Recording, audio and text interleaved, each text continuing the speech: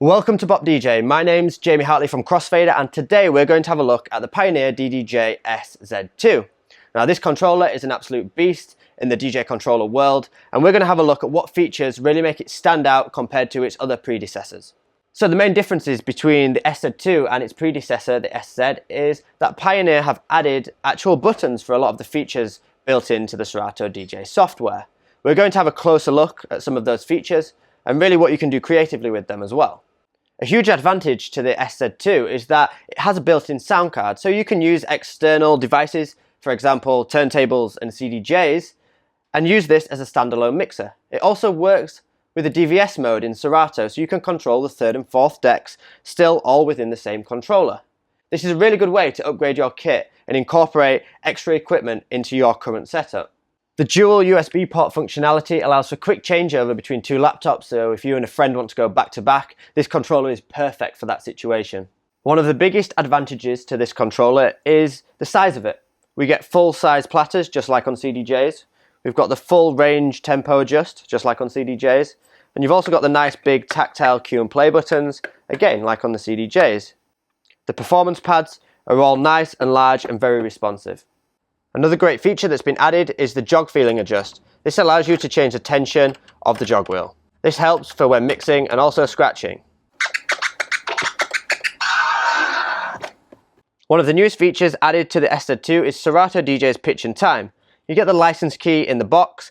We have dedicated buttons here to pitch up and down. We can go up by 12 semitones and down by 12 semitones.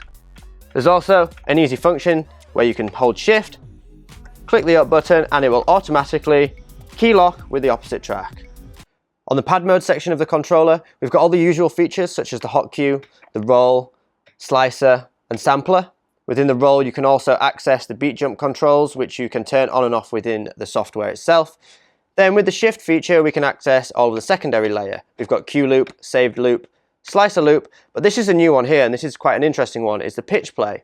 What this will do, if I just play this track, it'll take your first cue point and then map out that cue point to all the different semitones.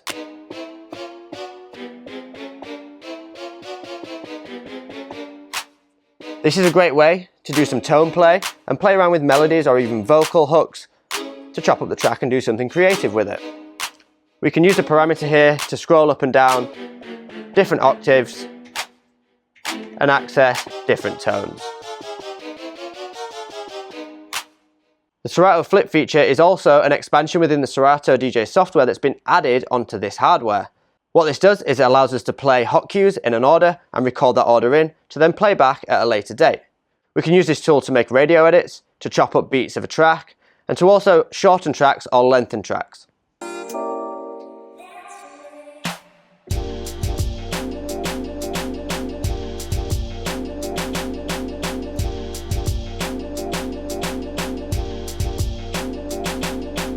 We can then save that loop that we've just created using the save function here, and then re-access any of the saved flips by holding down the hot cue button.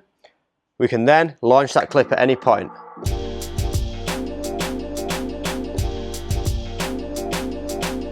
Another new feature is the Magwell Fader. This is a must for any turntablist or scratch DJs.